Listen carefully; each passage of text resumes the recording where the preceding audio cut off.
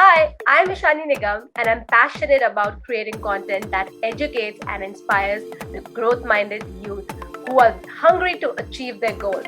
And on this YouTube channel, I do exactly the same. I share video podcasts of my first step ever. You can follow this podcast on Spotify, Google, or Apple if you love listening to podcasts, or else you can subscribe this channel where you can see the entire podcast. So, what are you waiting for? Let's get started. You have tuned into my first step ever. And over here, I'm so happy that you're going to spend some more time to listen to and understand the journey of a man who has found this fulfillment in his life, but he has gone through some processes, some steps, and some realization. So please join me in welcoming our guest speaker today, Josh Farr. Hi, Josh. How are you doing? Hey, everyone. Hey, Shani. Really nice to be with you. I'm doing great today. How are you doing? I'm super happy right now because there are a lot of reasons. But to start with, I would like to say, whoever is listening to this in Australia, and if you're a student leader, I'm sure you know who Josh Farr is, but let me introduce Josh Farr to all the other people who are listening to us today. Josh Farr is the founder of Campus Consultancy, and he has grown it into a market leader. And his team has taken more than 30,000 leaders from 35 universities, student leaders. He works in the space of student leadership, entrepreneurship, and emotional intelligence. And even more than this, he has done a lot of amazing stuff. He has been a TEDx speaker and he has been amazing over there if you want to listen to what he speaks about. He has been a World Cup judge for Enactus. If you are aware of that, it supports more than 1,700 universities globally with social entrepreneurship ventures. And his team leads statewide initiatives for 5 Australian state governments. Now, when you Google Josh Farr, you will get to read about all these things.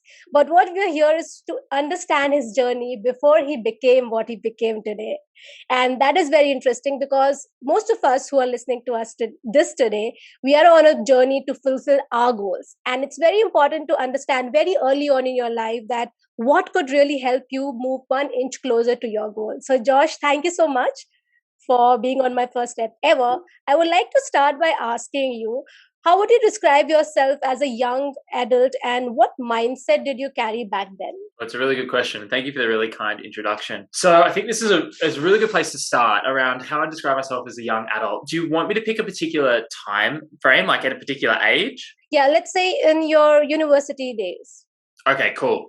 So I think it'd probably be fair to say in my university days, I was wearing a mask a lot of the time. You know, I had a persona, the root word of which in Latin literally means mask. So we have a personality and that might show lots of different personas, but the persona that I was sort of wearing around was someone who was trying to come across, my intention was to come across quite confident, like I had everything together. I was pretty carefree. I wasn't thinking really long term. And I was just, I don't know, I was trying to fit in. I was trying to feel like university was somewhere I belonged. You know, 200 kids started my school in about year 7. And by the end, only 2 of us went to Sydney for university. So, and we went to different universities. So when I arrived at university, like I didn't know, I knew one person at the whole kind of college and I didn't really know anyone. I went from being like a big fish in a small pond to being a very, very small fish in a very, very big pond. More people went to my university than lived in my whole town that I'd grown up in. So yeah, I was just trying to fit in, I think. I think that was the big thing. I think my mindset at the time was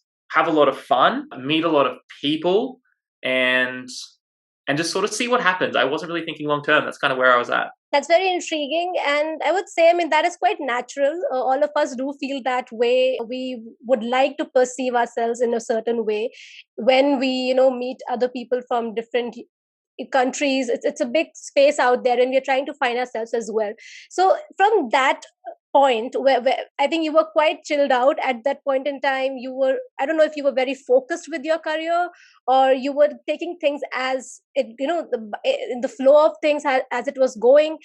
From there, I believe that you are a first class honor degree holder from UNSW in civil engineering, and you did work in that profession for a few years. So I would really like to know from that Josh, who was, carefree, just being there to make friends, have fun, getting into a profession that in civil engineering, it's not an easy thing.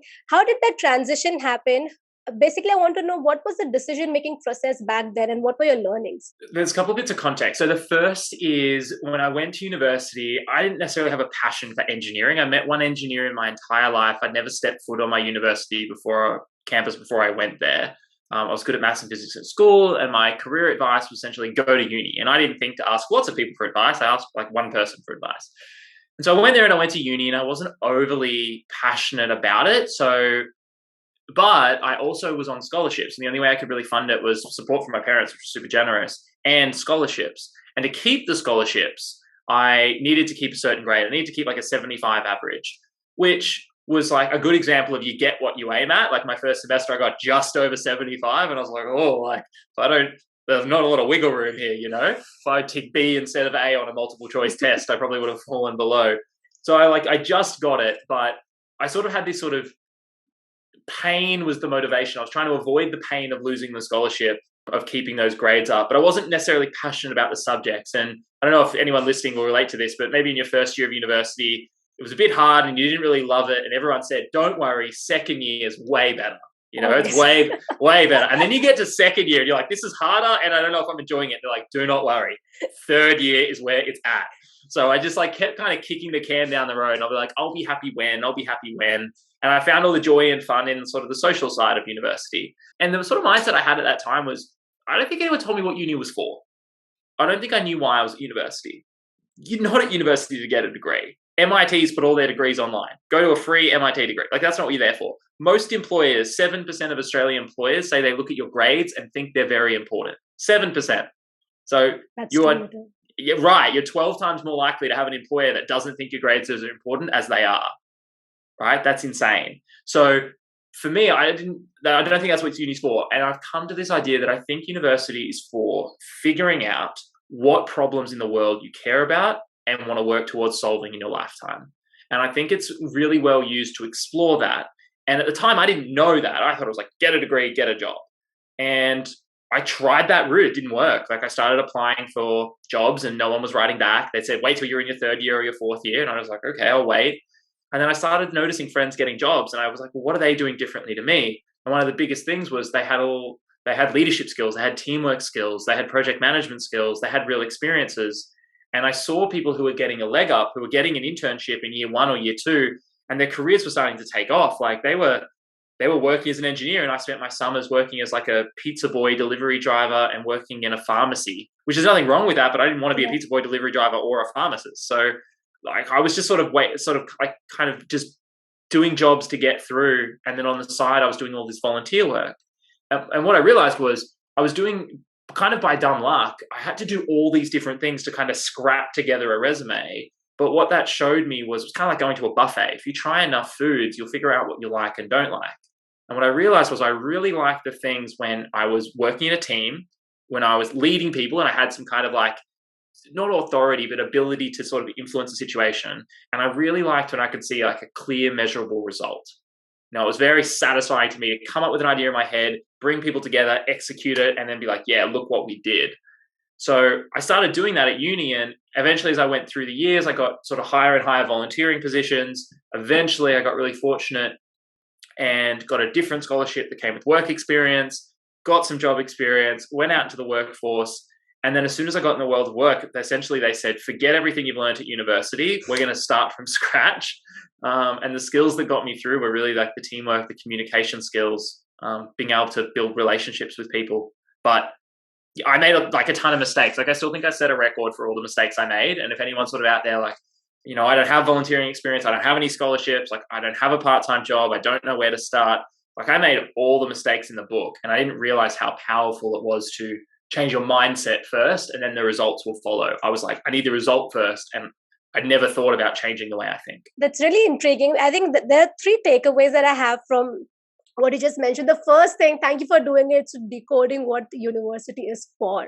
That is very important to understand as early on, as you mentioned. It's just to discover yourself. And it's very important to understand yourself as early as you can. So that's really interesting because that takes away the pressure of, you know, you have to do this particular thing or have to get a certain score to get to a certain point. The second thing that you mentioned, that you you loved experimenting. I think that is where your natural abilities were, and you liked doing things, so you just went for it. You started building more on your strength, I think, maybe without knowing it or maybe knowing it, but that's where you went forward to. And then you worked on certain goals that you had at that point in time. You did not know what to build on, but then you came to know that what you have to work towards, and you did put in that effort.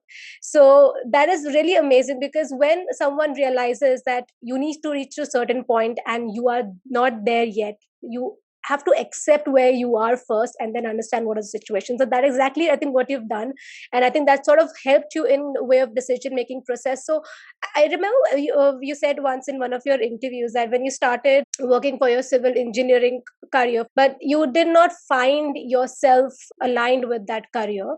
What made you quit that career or maybe take a break? Yeah, it's the question I struggle with the most, because my views change on it every year, which I love. Like, I'm a big believer that you don't just change the future, but you can change the past. You can learn more about the past. We go, oh, that's why I did that thing. And then you see yourself really differently. So Okay.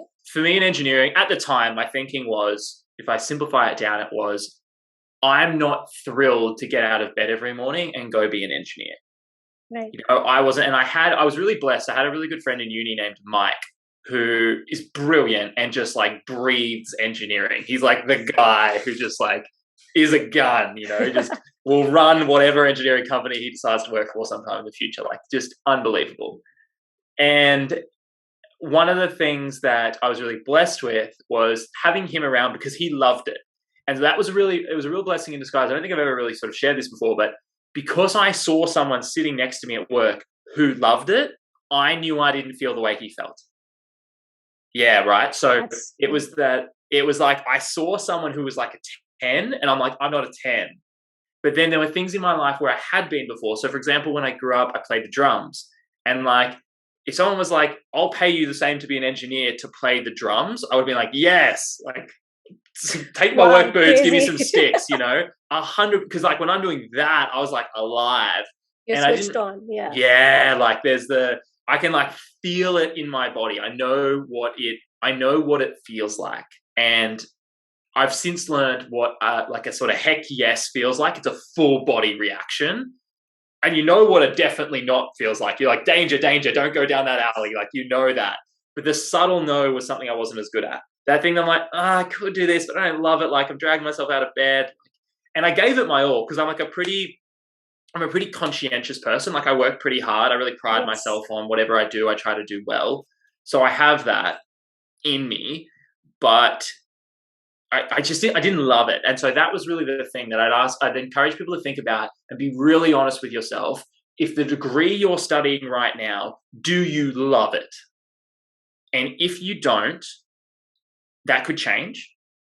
My experience is it doesn't. I haven't met people who like, I didn't really love my degree at uni for 4 years, but now miraculously I love being an accountant. I just haven't seen it happen. But it might, fair enough. But like, if you don't love it, I encourage you as a thought experiment to say, if I got booted out of this degree tomorrow, if they shut down the accounting department, they shut down the business school, they stopped doing engineering, they got rid of creative writing, I could never dance again. If I wasn't doing this, but I could do anything else in the world, what would I do? Whether it's like, what would you study? That's why I think the idea about what problem would you solve is so powerful. And for me as an engineer, I was like, okay, I don't love it. And I saw people who loved it. I also am like pretty high in like openness. I'm pretty creative. I really like it. It's like abstract thoughts. Why I love to read so much. And so the idea of like, I've gone down this road. I've sort of climbed up a ladder, and it's leaning along against the wrong building, to steal a Stephen Covey metaphor. And I've only sort of realized that as I've got high enough up. And I looked at people at work who were great people. Like, they're incredible. But I didn't necessarily want their life. Like, I looked at the people 2 or 3 years or 2 or 3 ranks above me, and they were still coming in at 5 a.m. and they were getting home late, and they were working Saturdays, and not all, but some were feeling really stressed, or they didn't necessarily get to spend as much time with their family as they wanted. And I just sort of said, like, this isn't the life that I want. And I'd worked really hard to have a life I didn't want. And I think that's the trap. And for students, I'll end on this and let you, because I don't know if I'm going on a tangent, but when you go into the workforce, and I was working more than this, but in minimum, if you work 9 to 5, and most people work 8 to 6 or 7 to 7, but if you work 9 to 5, 5 days a week, that's 40 hours a week. If you do that 50 weeks a year, most people don't even take all their holidays. Right? That's something I didn't know. I've got friends right now from uni who have a year of holidays saved. They don't take them. So if you work 40 hours a week, 50 weeks a year, that's about whatever that is, 2,000 hours. If you then do that for 40 years in a career, like 20 to 60, and most of us will work longer, if you do that for 40 years, that's 80,000 hours. Wow. That's a lot of time, right? It's like, I joke, like if you've ever watched a really bad Netflix movie, you might have lost 2 hours of your life and you're like, I'll never watch that again. If like your inner idiot says, I'm going to re-watch that movie another 40,000 times, like that's what we're doing in the workforce. That is a great analogy. You know, and like the Gallup data says out of every 7 Aussie workers, less than 1 of them loves their job. Out of every 7 adults, less than 1 of them loves what they do. Like if you doubt that, think about your high school teachers. How many of them loved being there? Were like beaming with excitement to be there every day. And what I realized in the workforce I just felt it in my gut was I didn't love it. I wanted to find something that I loved. And I decided that I had to leave to find it. Yeah, I think what was really interesting in your journey is that you were not afraid to ask yourself those questions that made you feel uncomfortable. I don't know if I would say I wasn't afraid. Like one of the things I've learned is that fear doesn't go away. You just get more brave. Like I was terrified. My friends thought I was crazy. My parents were like, what have you done? You know, like, yeah. Because I'm like, I'm just going to leave. I'm going to go backpack around the world for a couple of years. Like people thought I was like throwing it all away, giving it all up. No one's going to hire you. Gap in your resume. I think a lot of us has been through that. Yeah, like, so I was like, just if anyone's listening, and it's like, it wasn't that I wasn't afraid. It was that like, there was just something in me that was like, there has to be more than this. There was an itching feeling that you need to find what you really love. And so that is what I am, I'm so amazed about, that a lot of us have those questions at the back of the mind, but most of the time we tend to ignore them because we know it's going to take us to an uncomfortable path. I'm sure it must have been a very difficult decision for you as well. But as you mentioned, you had that inkling to do something about it. And that's where your journey started from there. I think you thought of, let me quit this job, as easy as it sounds. I'm sure a lot of things must be going inside your head. As you mentioned, there were a lot of other voices that were asking you not to do it because you work in a certain way in society, and if you stop doing that, people get really afraid, what's going to happen next, because if they're near your dear ones, they will be afraid for you. But it is up to us to understand what is really good and bad for us, and that voice comes from within. So I think you had a lot of internal dialogue for your own self that helped you, and you did listen to yourself, took the brave step. So Josh, you had a very exciting and I think challenging journey after that when you quit your job, which was you traveled around the country. You worked in 39 countries, and after 2 years I think you became a changed person because something in your mindset changed. Are you able to take our listeners through that? Because I think that must have been a very unique journey for yourself. Yeah, and it's so funny, like when I said at the start, it might have sounded like a weird comment when I said, like, I believe you can change the past. Like when I was telling my story for the first couple of years of like, hey, I went traveling for 2 years. I went to 39 different countries. I put the map on the screen. Everyone would be like, oh, that's cool. Like, I'd like to do that one time. But now since COVID's been around, people are like, oh my gosh, you went traveling. And I'm so glad I did it. Yeah. Because there's generations of people coming out now who like that idea of like, you're able to go freely between all these different, like, I don't know if that's going to be a thing. So yeah, it was my decision. Originally, I decided to leave for a year. I somehow convinced, I don't know, or just tapped into something that my best friend Cody from high school wanted to travel as well. Neither of us were ever in a financial position to go and afford and travel overseas. To be really honest, it was a lot of my friends at university who had jobs, who would work over the sort of throughout the year, and then over the summer breaks, they'd go over to America, they'd go through Asia or South America. And I saw them do these trips. I'm like, that's amazing. I would love to do that. And so as an engineer, when I graduated, I sort of saved up all my pennies, and Cody was at uni and he was working a night job. We saved up all our money and we're like, we're going to go for a year. And we sort of capped the downside. So I negotiated with work as an engineer, like, oh, if I come back, like, can I come back? And Okay. originally it was like a bit tense. So like, you can't just leave and come back. I'm like, but could I maybe? And in the end, they're like, all right, you can have a leave of absence. Like the sort of thing you give someone in their 40s when they go and like buy a Harley and drive around Sabbatical. Australia. Yeah, I just got it at like 1 year in at like 22. I had like a midlife crisis at 22. And they're like, all right. So it was kind of like I had that downside capped. I knew I could come back and more or less sort of find a job. Cody had a year left of university as well. So yeah, we left. We went traveling. We went to Canada for a winter ski season. Neither of us knew how to snowboard. We taught ourselves like how to snowboard, which was awesome. We did a big U shape around America. We jumped over into Europe, did like a Kentucky. And by then, like we had Instagrams were fire. You know, we just had spent all of our money on making our Instagrams look good, and got to London, and we were pretty broke, and worked there for a little while. And then for me, I was like, okay, I've kind of been doing this like Instagram, going out to nightclubs and bars for 9 months. Like I'm a slow learner, right? It took me 8 or 9 months to be like, maybe there's more to life than this. I ended up, just coincidence after coincidence, ended up in Portugal with a friend. And while I was with him, he's like, we're actually going to Greece next. And I was like, okay, I'll come with you, you know, just like went to Greece. Why not? I had no plans. And I end up like, this is cheap. Like we're on like $40 European flights. Like this is cheap, like $39 to fly from one country to another. End up in Greece. While we're in Greece, we're on this little island. And the same day we're on the island, this is 2015, peak of the Syrian refugee movement. This little island is off the coast of Turkey. This is sort of when everything changed for me. As Syrian refugees came out of Syria into Turkey, they'd then go from Turkey into Greece. And the idea was to get north enough to be in a country that had, one was part of the UN and also would sort of like give them safety, take care of them. And some countries were like, if you come here, we don't help you. Other countries were like, if you come here, we'll look after you, but you've got to kind of get here.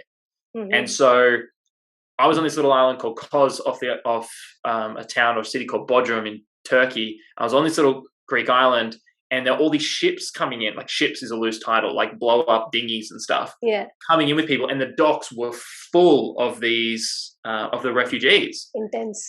It was intense, you know. And I'd never really been around refugees before. Like not like resettled refugees. They're in uni. Yeah. They're on scholarships. Like they're finding their way. Like fresh off a boat refugee, dripping wet from the ocean, left their family behind, don't know where they're going. Kind of like it was intense. And the same day, so we're on this island, we sort of see this, and our next step was crossing. So we had to go from Kos to Turkey, like classic. We were tourists going towards Turkey to like have Turkish food, and then people were fleeing war-torn countries in the opposite direction. And you could see the opposite side. You could see Kos from Bodrum and Bodrum from Kos. And the same day we crossed the water, just pure coincidence, from Kos to Turkey, and a boat left Bodrum, tried to get to Kos, flipped over in a storm. I think it was a storm, flipped over, and pretty much everyone on the boat didn't make it. And that incident, just by coincidence, became a global phenomenon because in the news, there was this little boy who passed away and drowned. And he was in I think he was in red shorts and a little blue shirt. And there was a photo of him on the front page of the newspaper washed up on the beach. And so it was this photo that went global around the world of a little boy, like cute little boy, face down in the sand on the beach.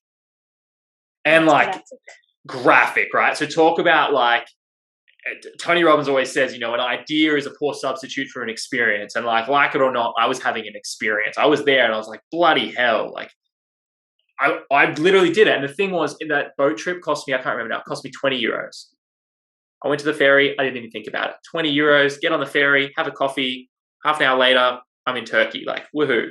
Mm. A little boy passed away because they didn't have 20 euros. And for me, I was like, the price of a life in reality was 20. Like, imagine, I couldn't get over the idea of, imagine, I've never been able to shake this image. Imagine standing at a thing and a little boy comes up to you and says, if I don't get 20 euros, I'm not going to make it. Like, I don't think there's a human on the planet. Like, I'd sell an organ. I'm like, get a kidney out of me, you know? Here's the money, you know?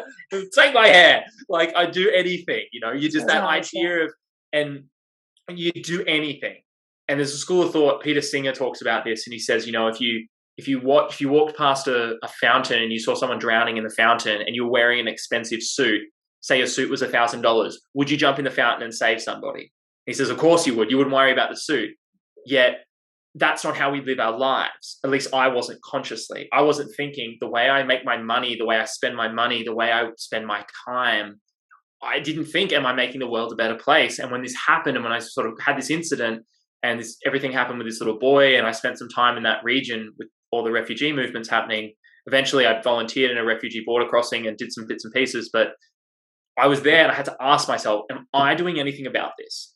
If this is a problem in the world that's making me I was like shaking inside, like just the idea and the injustice of it all, and coming from a country that has so much prosperity and good fortune, and I've never seen someone pass away. I've never seen someone on a beach. Like, to be in that situation and have to ask myself, am I doing anything to make this better? Or I might as well be at home in Sydney, like out at a cafe reading it in the newspaper. Like, am I doing anything about this? And the answer I came to was no. The answer was I'd spent the last 9 months drinking beers in pubs and being on Kentucky's and having a lot of fun, and that was amazing. But I didn't ever think about my career as a way to make the world a better place. I just thought about, this is something I do, I make money, like hopefully I don't hurt anyone in the process. And that sort of experience in the months I spent in the eastern parts of Europe, made me think I need to do something with my life that makes the world a better place. I need to find a way that how I spend my 9 to 5 or 5 a.m. to 6 p.m. or whatever it is, it needs to make the world a better place. And it then took me a year. I went back to Canada. I spent another year in Canada. I thought about it every day. I started speaking to people. I started looking for people who were making the world a better place, reading books, listening to podcasts. And it took me a year before I arrived back in Australia and started working for a nonprofit. So, as I said, I'm a slow learner, right? But it took that time. That was reality. I needed 2 years to step out, be somewhere, and just I always say, if you're not around something that inspires you or motivates you, get somewhere where it's better and let something hit you. Let something in your environment, whether you meet someone who's amazing or meet someone who's been through hell, be around people that will shake you out of the comfort zone of, I don't know what to do with my life. It's easy. Make the world a better place for people. Yeah. Find suffering, solve it. That's what we should do with our lives, in my opinion. It's really easy. Find a problem you care about, work tirelessly to solve it. And it wasn't until I came back to Australia and started working in nonprofits that, I felt like I was actually doing that. Wow, that was really intense. And I think what's really interesting is that, you were in a very difficult situation back then, but then you asked I think you have this very, very nice quality of, having an internal dialogue and fishing for an answer within yourself, that what you can do so you can help or change your situation for better. And I think this world tour that you had, that changed your situation, which in turn changed a lot of lives in Australia. And I can say that by a lot of confidence, because I first met Josh Farr in one of his 1 month productivity challenge that I say so. And that's where everything began for me. I always had this interest in, creating audio visual, and that's where I started my podcast just within that 1 month. So it is, you thought of something, you worked towards it, and now you are helping and really, really changing life of people over here, students especially. So thank you, Josh. Thank you so much for being on my first step ever and taking us through your journey in such in an honest way, and telling about your sort of fears, your thinking, because every one of us, especially at this age, we are in a way wearing mask. That's for sure, as you mentioned at the very beginning, and we're trying to find ourselves. It's not our fault, but we need people around. We need to read such stuff that makes us realize that what we really are, and that we are able to add value in some way, as you are doing. So thank you, Josh. Thank you so much for being my first step ever. And before you leave, can you please leave our listeners with a thought or a saying that you resonate with? The quote that changed everything for me, and I'll sort of wrap up that story overseas, as I went up through Eastern Europe, I went to another dark place, which I won't go into. Something about that appeals to me. And I went to this museum. There was nothing on the wall but photos. And there was this one quote. And as I walked out, the quote's often attributed to Edmund Burke. And the quote goes something like this: all it takes for the perseverance of evil is for good people to do nothing. All it takes for the perseverance of evil is for good people to do nothing. So whenever I speak to students, whenever I think about, if someone's listening to this and they go, well, I can't go on a 2-year thing. What, do I have to wait for something horrible to happen to a child for me to have an epiphany? No, I've learned more since then, right? I believe you can learn from your experience or the experience of others. So if you're listening to me today, if you've made it this far, I'd say, take some of what I've learned, if you can, if it relates to you, if it hits you in your heart and soul, and think about, is there a problem in the world? Is there an evil in the world, whether it's social inequality, gender pay gaps, violence, hunger, poverty, whatever it is there an evil in the world that you care about that you're not doing anything about?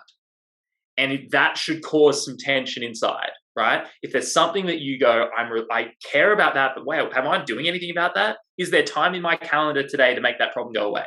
Have I spent money on it? Like, you're like, I'll do it when I'm older. No, you won't. It's now. Like, so rather than wait, I'd say, if you can find an evil in the world, ask yourself, am I doing anything about it? And the best answer to that question is no. And if the answer is no, it means your journey just begins. Thank you, Josh, for being on my first step ever. And I'm sure that everyone who's listening to us would be very interested to know about you and the workshops that you have for a lot of students over here. So I will definitely share that. And just before I leave, I would like to say, start believing in yourself. And most importantly, keep believing in yourself. Thank you. And we'll meet you soon with the next episode very soon. Boom! That was an amazing episode. If you've learned something out of it, something that inspired you, put down in comments below what you really liked and what would you like to listen to more. And before leaving this channel, if you feel like you would like to listen to more of these, like, share and subscribe. You know the drill, and also press the bell icon so that you can hear the notifications. See you until next time.